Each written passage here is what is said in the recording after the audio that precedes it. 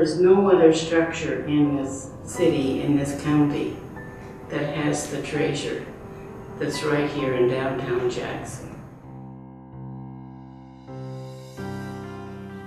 First time I think I came into this church, again, I was just taken by the beauty of it. The stained glass windows at that time were just all around me, and they were so detailed, so beautiful that you just have to spend time just looking at them.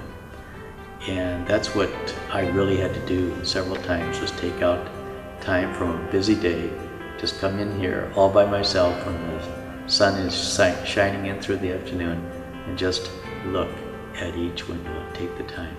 And it was well worth it. I'm glad I did. One Easter morning, the one window, the Assumption Windows, that had the sun shining in, and it was so, I mean, we were all sitting there talking about it. It was beautiful.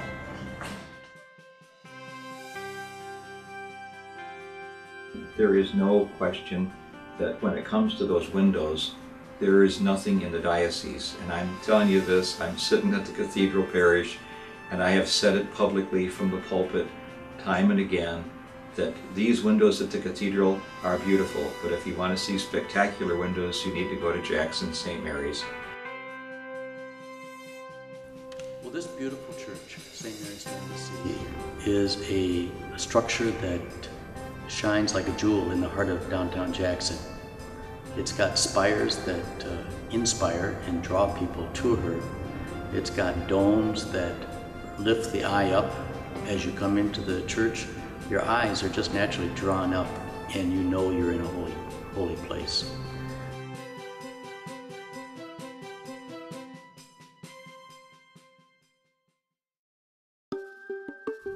The original church was built in 1881. It was a wood frame church, and much of that wood we still have in our present sacristy. But I can only imagine that the church grew significantly in those next 30 years, because there were plans to build a new church, this present church, and construction was delayed by World War I. Construction finally began in 1923 and then ended in 1926. The total cost of the building this beautiful church was $380,000.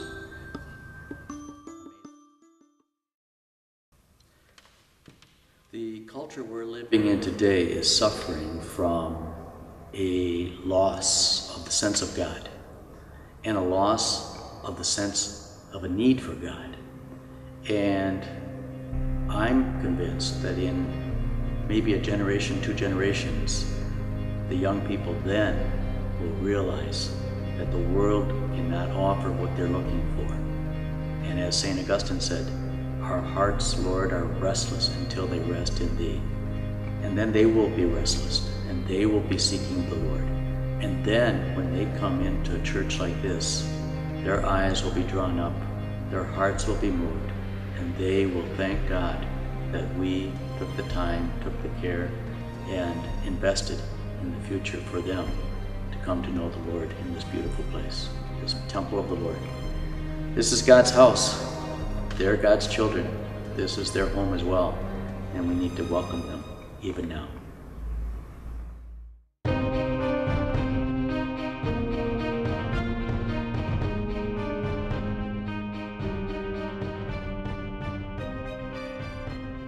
I guess a really good example of that is that World War I window. You can look at that all day long, and you're going to see things that you've not seen before, even if you looked at it 3 or 4 days in a row. And that's true with most art. And stained glass is definitely art, something to be appreciated, and visually we can be evangelized, certainly as much as we can be with our ears. So we can use all of our senses for evangelization. And I think that stained glass makes it feel much, much more like home. The World War I window, greatly, beautifully viewed from the celebrant's chair at Mass, because the chair is angled in such a way that you kind of you have that in full view. The window is unique in that it has the combination of both religious and civic accolades with the military component, the women religious, the Sisters of Charity, there in the bottom left-hand corner, I believe, and the flag of the United States flying. I am blessed to have some military people in my family, so just the very subject matter of Christ in the battlefield is very touching to me. That World War I window is significant because it acts as a tribute to the men and women who served our country and sacrificed their lives for her, but also it's a tribute to God, who stands above the human fray, above all of the evil that is afflicting our nation and our world. And God is there, God is present, offering hope. And so that window, I think at the time, was dedicated in this church to be a sign of hope, that the Lord is here, He's here in this church, He's here in all our human affairs, and no matter how ugly and awful it gets, the Lord will abide. I really have a fondness for the first window on the left in the lower area, which is the Annunciation window.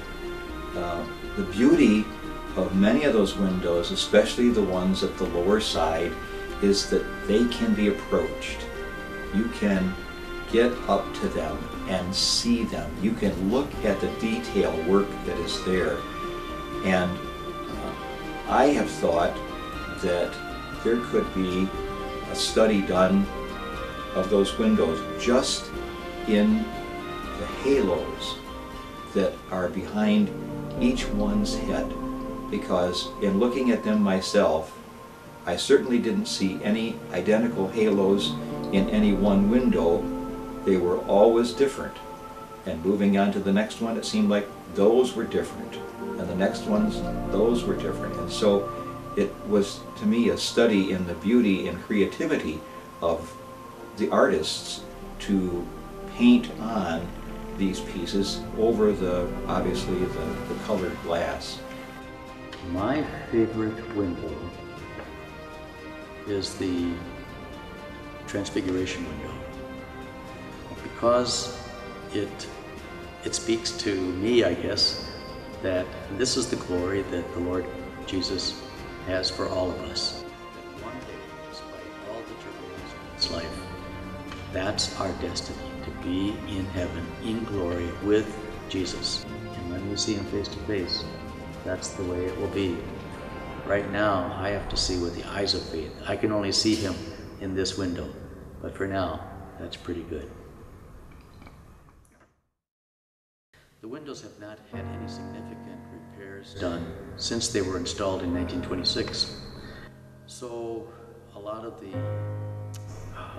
putty, the caulking has gone bad, but those pieces that need to be replaced will be. The steel supporting structure between the window segments, that is rusting out. That needs replacing. It's not well anchored to the wood molding, and also the protective glass on the outside of the windows has not been ventilated over all these years, and so you get a very hot space of air there, which affects the windows over time. And there's condensation that occurs as well. So we're going to have to replace that protective glass with ventilated tempered glass. We'll need to put new supporting steel structures in that are well anchored to the wood surround, and then also paint and reseal and caulk the windows around the molding. And new churches that are being built have their own beauty, but it's not like this. You can't build another church like this with any reasonable sum of money. And so there is that true sense of irreplaceable in the image of the window. You cannot duplicate that kind of work today. So this church is open during the day. It's open for all people here. It's in the heart of Jackson.